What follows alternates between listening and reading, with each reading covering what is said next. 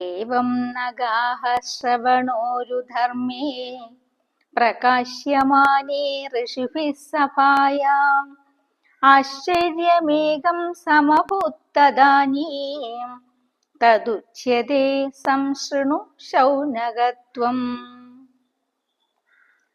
സൂതൻ പറഞ്ഞു, ഏവം ഇപ്രകാരം, സഭായാം ആ സഭയില്, നഗാഹ ശ്രവണോരു ധർമ്മേ, നഗാഹം സപ്താഹം തന്നെ, സപ്താഹ ശ്രവണ രൂപമായ ആ മഹാധർമ്മത്തെ, ആ ധർമ്മമാഹാത്മ്യത്തെ പ്രകാശ്യമാനെ, പ്രകാശിപ്പിക്കപ്പെട്ടപ്പോൾ, ഏകം ആശ്ചര്യം സമഭൂത തദാനീം, ആ സമയത്ത് ഒരു ആശ്ചര്യമുണ്ടായി.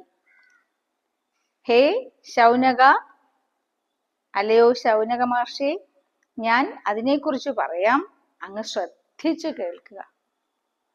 എന്തായിരിക്കും ആ ആശ്ചര്യം?